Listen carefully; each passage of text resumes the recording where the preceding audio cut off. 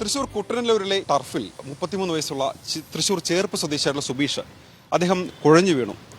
ആ സുബീഷിന്റെ ഭാഗ്യത്തിന് അവിടെ തൊട്ടടുത്ത് തന്നെ ജൂബിലി മിഷൻ മെഡിക്കൽ കോളേജിലെ ഡോക്ടർമാർ, അവിടെ ഒരു ക്രിക്കറ്റ് ടൂർണമെന്റ് കളിക്കാൻ വേണ്ടി ഒട്ടേറെ ഡോക്ടർമാർ അവിടെ ഉണ്ടായിരുന്നു. ആ ഡോക്ടർമാർ അവിടെ വന്ന് CPR നൽകിയപ്പോഴാണ് സുബീഷിന് ജീവൻ തിരിച്ചു കിട്ടിയത്. തൃശൂർ ജൂബിലി മിഷൻ മെഡിക്കൽ കോളേജിലെ ഡോക്ടർമാർ മനോരമ ന്യൂസിനൊപ്പം ചേരുകയാണ്. ഒരു അപ്കമിംഗ് IMAയുടെ ക്രിക്കറ്റ് മാച്ചിന് വേണ്ടിയിട്ട് ഒരു പ്രാക്ടീസ് മാച്ച് എന്നുള്ള രീതിയിൽ നമ്മളൊരു 12 പേര് അവിടെ എത്തി.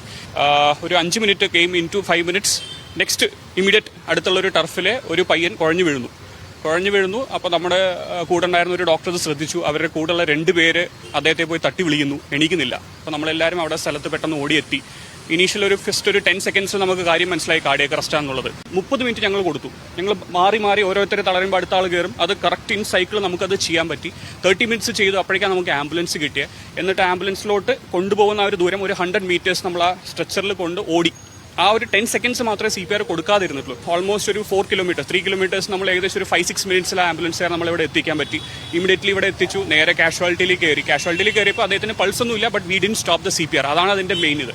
CPR കണ്ടിന്യൂ ചെയ്തു. അപ്പോൾ തന്നെ നമുക്ക് എയർവേ പ്രൊട്ടക്ഷൻ എന്ന് വെച്ചാൽ അദ്ദേഹത്തിനെ വെന്റിലേറ്ററിൽ കണക്ട് ചെയ്യാന്നുള്ളൊരു പ്രായോഗികമായിട്ടുള്ളൊരു ഇത് അത് ചെയ്തു. പിന്നെ നമുക്ക് നോക്കിയപ്പോൾ ECG ഫസ്റ്റ് കിട്ടി. ECG തന്നെ നമുക്കത് മനസ്സിലായി അതൊരു ഹാർട്ട് അറ്റാക്ക് ആണ്. Massive heart attack in A youngster 33 year old. Doctor, ഇപ്പോഴത്തെ ഒരു അവസ്ഥ എങ്ങനെയാണ്?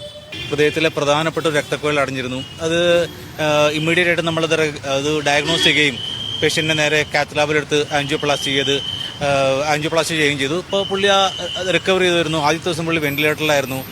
സെക്കൻഡ് ഡേ നമ്മൾ വാർഡിലേക്ക് മാറ്റി. ഇന്നോ നാളെയോ നമുക്ക് രോഗിയെ ഡിസ്ചാർജ് ചെയ്യാൻ സാധിക്കും. നമ്മൾ 5 മിനിറ്റിൽ ഇവിടേക്ക് കൊണ്ടുവന്നിരുന്നെങ്കിൽ പോലും പേഷ്യന്റിന് CPR ചെയ്യാണ്ടാണ് കൊണ്ടുവന്നിരുന്നെങ്കിൽ ഒരുപക്ഷെ ചിലപ്പോൾ ബ്രെയിൻ ഡെഡ് ആവാനുള്ള സാധ്യതകൾ വളരെ കൂടുതലാണ്. പിന്നെ നമുക്ക് ഹാർട്ടും റിവൈവ് ചെയ്യാൻ പറ്റാത്തൊരു സിറ്റുവേഷനിലേക്ക് വന്നേനെ. ഇവർ രക്ഷപ്പെടുത്തിയ ഇപ്പോഴത്തെ യുവാവിന്റെ ഒരു അവസ്ഥ, അദ്ദേഹത്തിന്റെ മനസ്സിൽ എന്താണുള്ളത് അതുകൂടി നമുക്ക് കേൾക്കാം. അന്ന് നടന്ന കാര്യങ്ങളൊക്കെ അറിയുമ്പോൾ മനസ്സിൽ എന്താണ്, ഒരു ജീവിതം വീണ്ടും തിരിച്ചു കിട്ടിയ ഒരു 2ാം ജന്മമാണല്ലോ അത്?